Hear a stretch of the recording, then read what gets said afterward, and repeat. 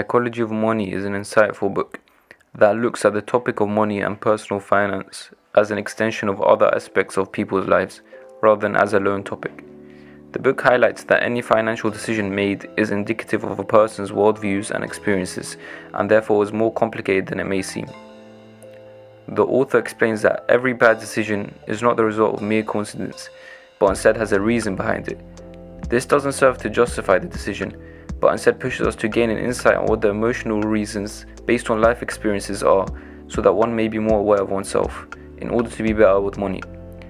The book looks at money from a variety of fresh perspectives, with lessons that can also be translated to other aspects of life. As money is a reflection of how we live our lives, one can look at it as one way of understanding ourselves better. I aim to cover some of the lessons I derive from the book in this video. Okay, to start off, one idea presented in the Psychology of Money is the idea that you must note down what your goal is clearly and all-encompassingly. Therefore, you need to be specific to your time frame and what you want out of it. This is achieved by self-reflection and protects you from being swayed by the noise of the crowd that comes every day. If you are ignorant to the fact that not everyone in the crowd is playing the same game as you are, you will jump onto waves without knowing what the catch is. The catch being what is making that plan successful. The book gives an example of stock traders who operate in the short term and others that operate in the long term. The author mentions that they often do not know about each other, and this ignorance puts one at risk of failure. If all the short-term traders are day trading stocks, what a smart price to pay for that stock is will differ. For example, if they buy stocks priced at 60 per share, and momentum indicates that this stock will rise to say 65 at the end of the day, the initial plan will succeed and they will have made profit. However, if many people start doing this, and a long-term trader catches wind and decides to invest in these stocks but has the intention of keeping them for the long term, he may have just done himself a disservice, as that stock that he bought for 60 per share may drop to 40 a year later. Both paid the same amount for the stock in the same company, which had the same momentum. However, one plan was successful whilst the other was a failure, and it had to do with the time frame, meaning that while on the surface it looks like these two example traders are doing the same thing, in truth they are playing completely different games and hence must follow completely different rules. Therefore, there is no correct stock to invest in. However, there is a best match depending on your circumstances, goals and time frames. The author explains that people often hear the term investors and assume that they are all players of one game and hence follow one set of rules. However, this is not the case. This can be applied to other aspects of life outside of finances, as it is encompassed by the idea of self-knowledge, and that by knowing where you stand and where exactly you are trying to go will protect you from falling prey to unhelpful comparison and thereby following of a set of protocols that were designed for a different plan. When discussing the likelihood of success with projects, the book presents the idea that most projects fail. The author highlights the fact that majority of attempts in any field are failures. However, the rare, 1 in a million successes are what drive the world.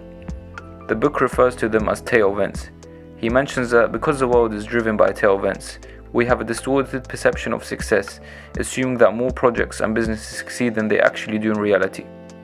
Most of the stock returns of the top companies is driven by the minority at the top, i.e., a minority accounts for the majority, meaning that all of our attention is only on the products that have outcompeted millions of other competitors. We also only see the polished final product, and not the many failed projects each company accumulated on its way to success. However, due to the magnitude of successes of these tail events, landing on one of these has the potential to more than cancel out all previous failures. I think this highlights the importance of expectation. By understanding the fact that the world is driven on rare successes, one can be more comfortable in accepting when things do not go right, and can also be hopeful that subject to further attempts, a tail event can change the trajectory of the whole project. A Napoleon quote was referenced which I found interesting. A genius is the man who can do the average thing when everyone else around him is losing his mind. This links to this idea by emphasizing that by persistent action and attempts towards a certain milestone, regardless of the results, eventually it takes one tails event to change everything. However, I think that the failures are not futile in this process, but instead serve the purpose of helping the person receive feedback that is necessary to realign, in turn resulting in a better next attempt. These attempts compound to eventually produce a polished final product. which has the highest chance of success, and therefore is the most likely to become a tails event. So the goal is to have the successes when they do happen outweigh all the failures that came before it. The author mentions that this is particularly true in investing, and quotes an investor, Peter Lynch, who states, "If you're terrific in business, you're right 6 times out of 10. The book also takes a unique stance on the link between money and happiness. He mentions that the value of money improving your life is not in what it buys you once your basic needs are met, but instead on what it gives you. The book explains that having funds saved gives you more control of your time and decisions. It is one of the factors that, once taken care of, gives you an extra degree of freedom, because financial instability is one form of restriction that can be imposed on your life. And the more restrictions you have, the more externally rooted your decisions become." And the book provides examples of psychology studies which suggest that people are more content with their lives when they feel more in control of their decisions. Hence, it makes sense that by doing what one can to alleviate themselves of restrictions, in theory they would benefit from a better quality of life. Therefore, by spending more money on bigger and better things, you suffer from the opportunity cost of less time and flexibility that money in the bank could have bought you. I think this is an interesting way to look at money, that unspent money holds a potential value of time and increased freedom, that it loses once it is spent. That money in its unspent form can purchase priceless things like time and more control of your decisions. In a chapter based on history and what we can learn from it, one quote is highlighted: "Things that have never happened before happen all the time." The correct lesson to learn from history is that the world is difficult to anticipate, rather than using history as a guide for the future. By looking at the past, we can notice trends and figure out why and where something went wrong, so that better can be done in the future. However, if you look at it as a reflection of what will happen in the future, you are at risk of becoming overconfident and failing as a result, or missing the cues to events that will account for the majority of outcomes in the future. The author mentions that the point of looking at big events of the past, like World War II, is not to get a model of how things are when they go wrong, but instead to understand that things will go wrong in a way that they have never done before.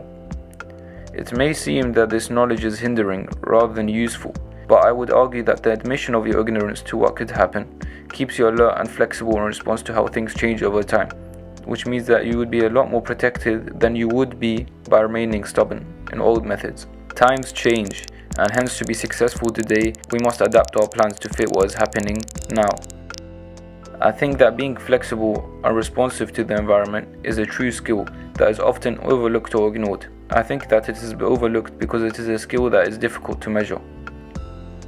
However, its value may be priceless.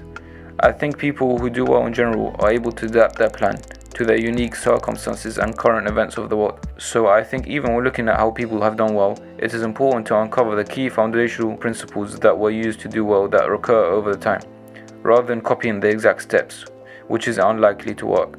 So use history as a rough guide and study the now so that you can continue to step in the right direction.